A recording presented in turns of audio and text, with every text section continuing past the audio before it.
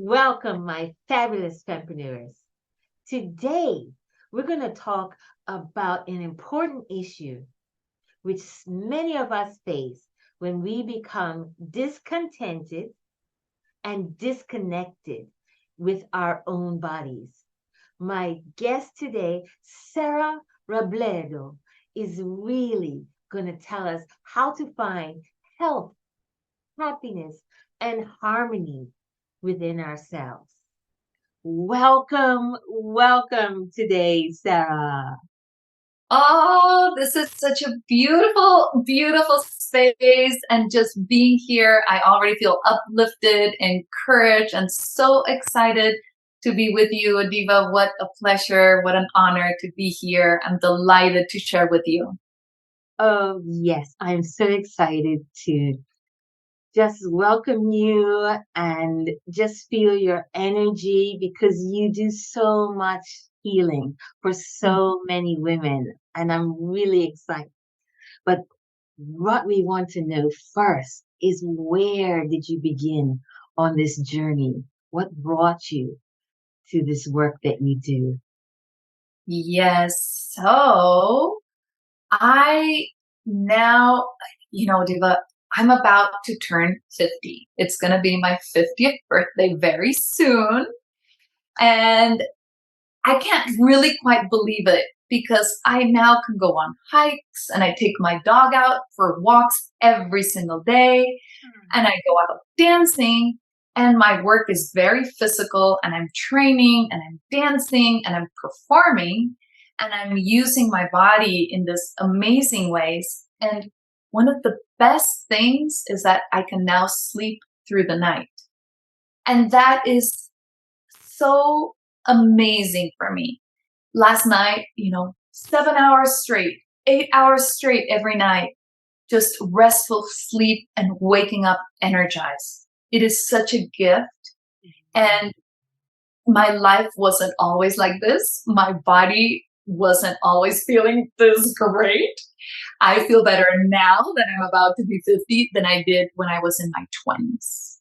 Oh, Isn't that amazing? So my first message is for women, to not give up hope.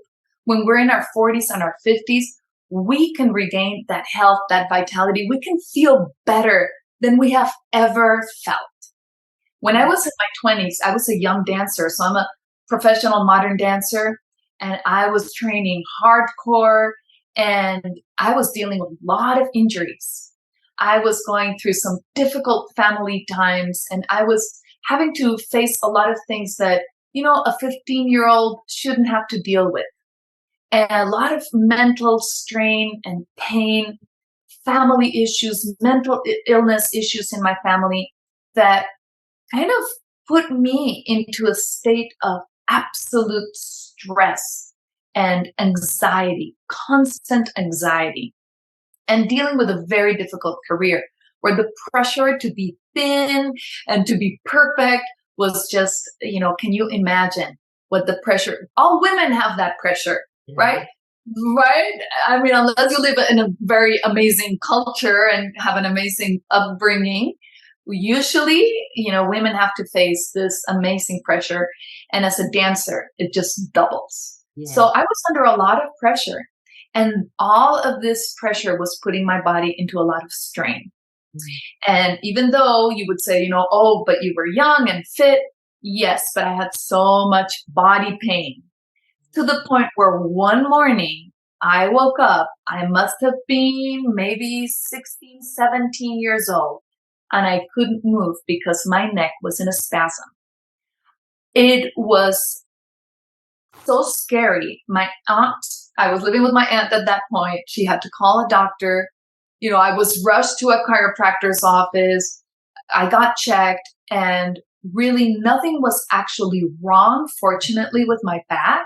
Mm-hmm. But the chiropractor was amazed by the amount of tension I was holding. He was like, I can't believe a woman this young is holding so much on her shoulders. So that made me understand, firsthand the body-mind connection and how all of the stress and the strain that I was going through, in my mind, all the pressure I was under was having this effect in my body, coupled with some, not the best habits, lifestyle habits. It wasn't a good formula.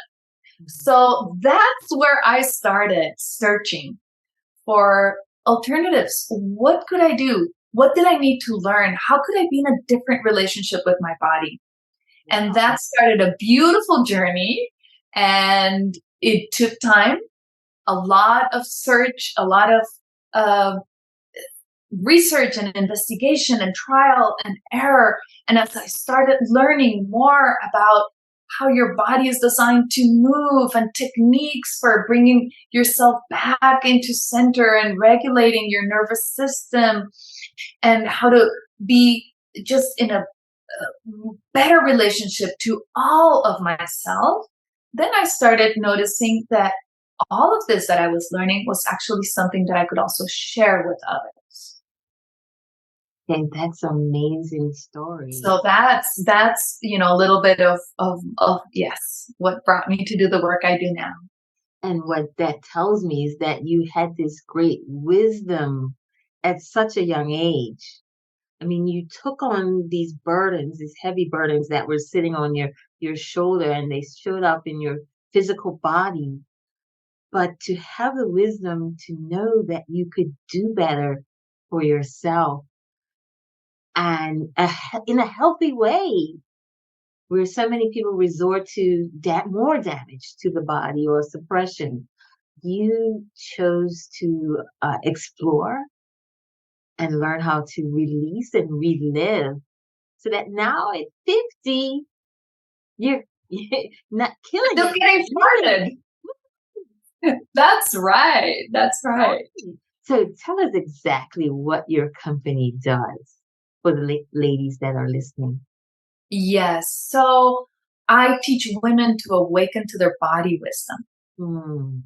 So they can learn to move without pain or strain. And then you can feel amazing in your body. When all of the pieces of yourself come together in this way, I can see women becoming unstoppable, right? There is nothing that can hold you back. Because I know women are, powerful leaders and have big visions. And sometimes your body is holding you back from those things you want to achieve. Interesting. Yes. So that is what I teach. I teach women to learn to listen to their bodies, understand how their bodies are designed to move, release an excess and unnecessary tension, and then they can really unleash their full potential. And I see this with women that are in a range of, situations, dealing with different things and injuries in their bodies. All these principles apply and are relevant for all. Oh, your body holding you back. I mean, it makes sense, but it's just a concept I hadn't thought about as much before. Yeah, I understand that the body talks to us, but I guess we can kind of get so caught up in suppressing what the body is saying. I'm uncomfortable. I don't like this. This is not a good situation. Come on, body. I still have to go to work. I have to do my 9 to 5. I have to take care of my family. I'm not trying to hear you, body.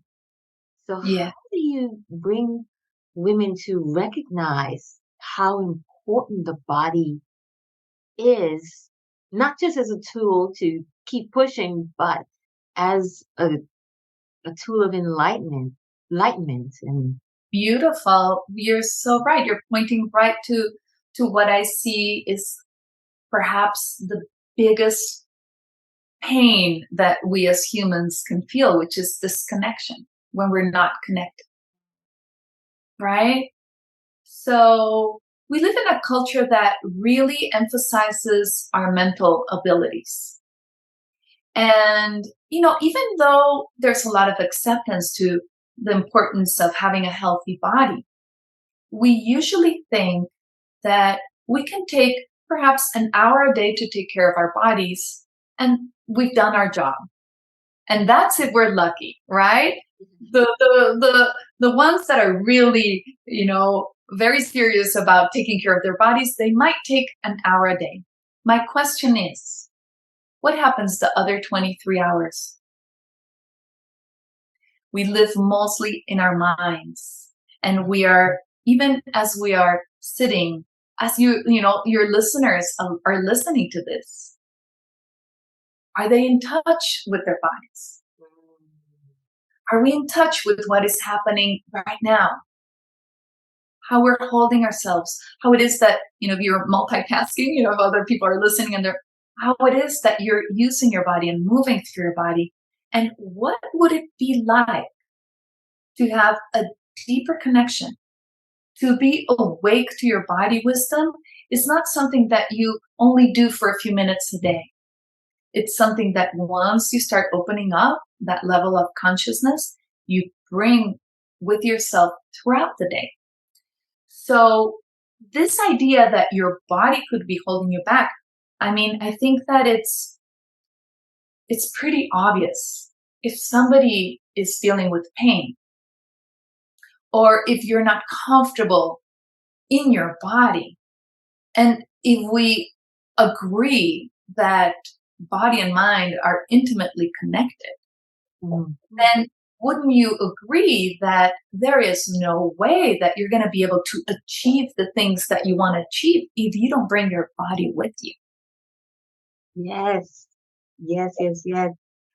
I hear you. I receive your message, because so many times in life, and I know especially for women, we say, when my body is this way, then I will go for that goal. When I feel comfortable in my body, so to speak, but within the restraints of what society says it should look like, then maybe I will do better, feel better, like myself better.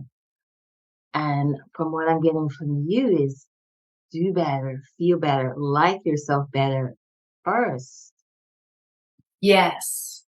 And this message is for women, no matter what your age, your size, your physical ability, because we can all learn to use our bodies in better ways.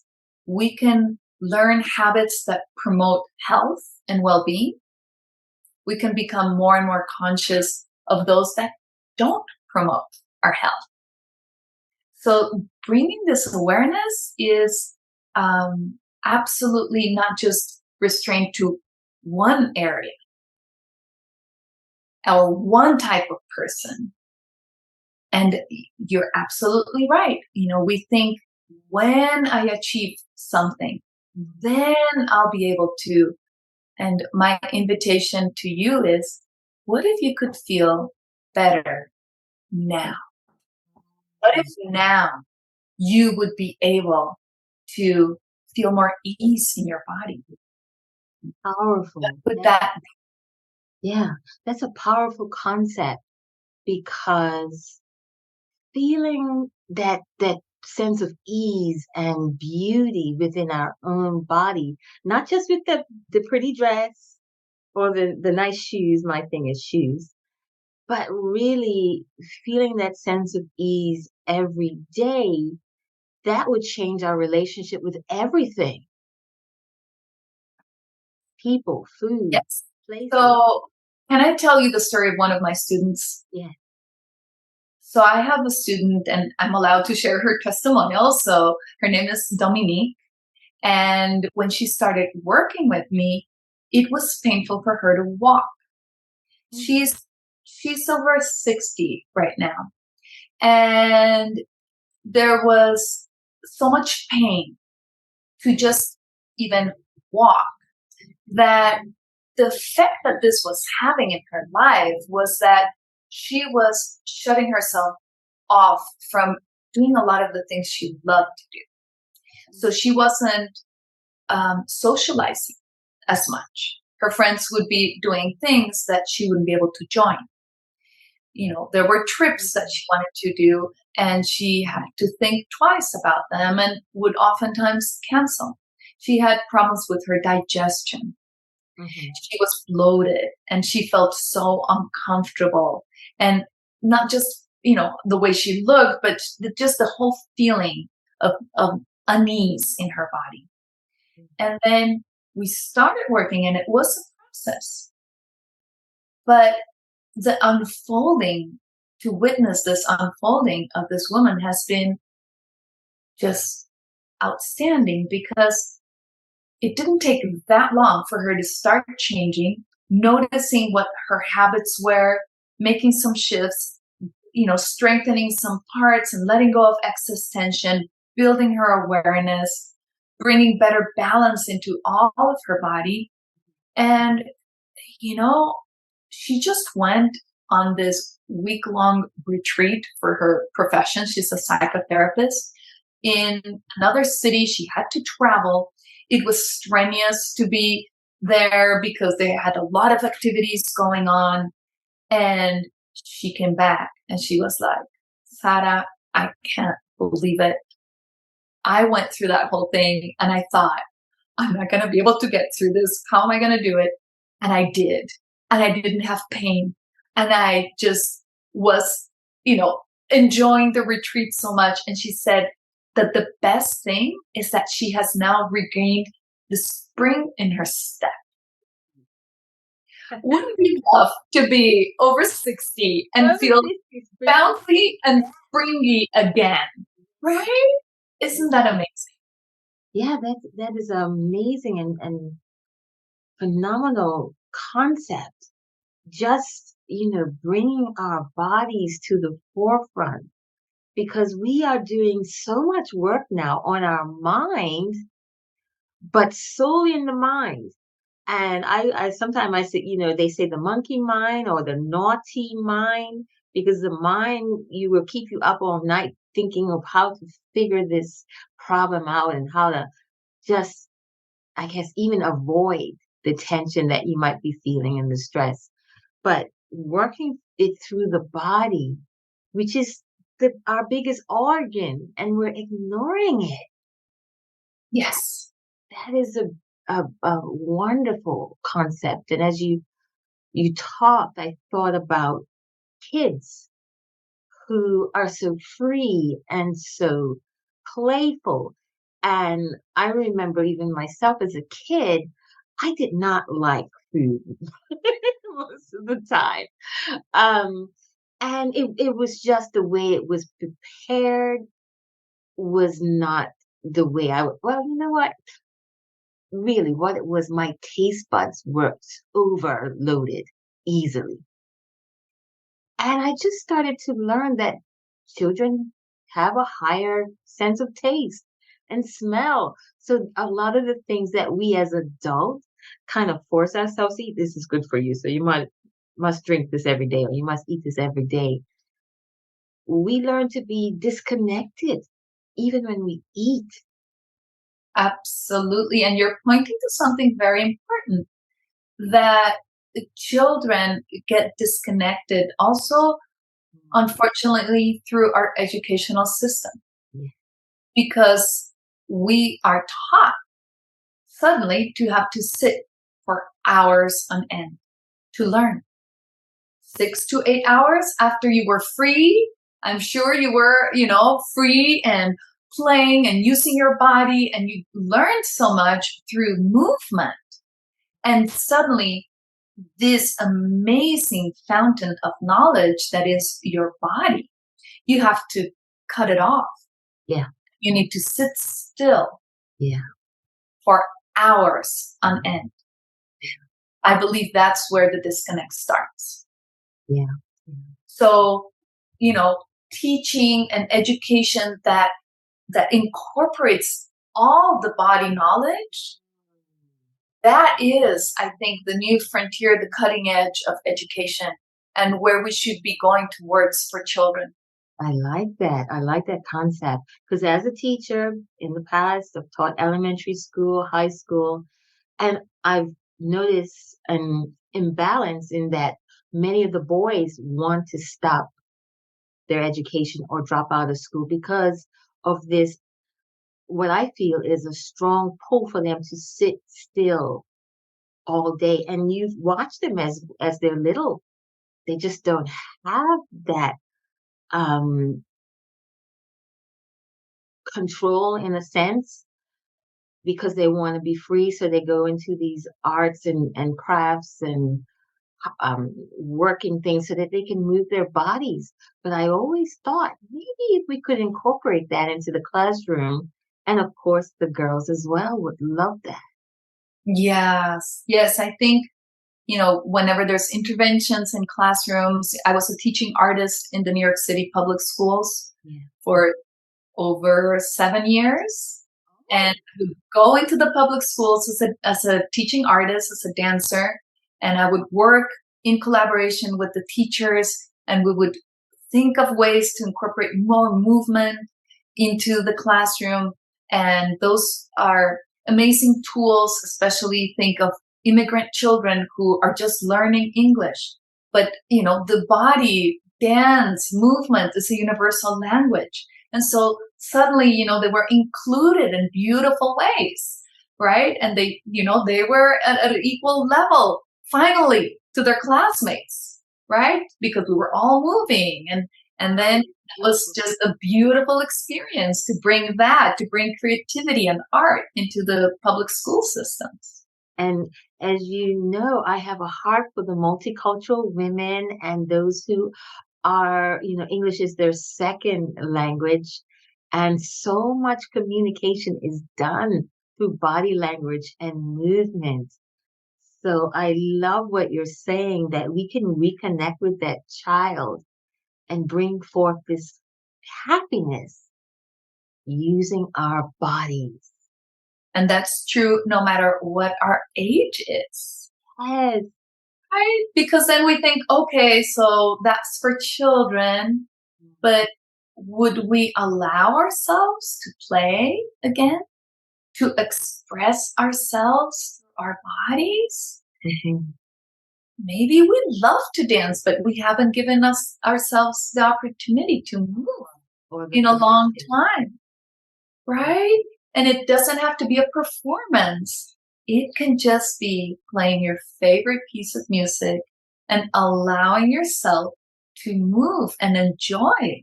When was the last time we did that? We allowed ourselves to do that. Yes. It doesn't have to be so complicated, right? So I have developed a process and a system through many years of study, but then we can bring it back to just move. Let the music move you and enjoy the pleasure of moving. I I I love dance. Did a little bit of dancing myself, and when you say that, I can just feel like that was my happiest time when I could lose myself in the play of the dance. Um, and I'm sure a lot of women can relate to that. So what I'm going to do is I just want to thank you again for bringing this to the forefront and joining me on this discussion of using our entire selves Yes, to bring forth healing and health and happiness. that's right. And I'm just going to go ahead and invite you back to show us some movements as well. Yes, let's do that next time for sure. I would love to share a practice, an experience. I call them experiences for sure. I would love that. Thank you, Sarah.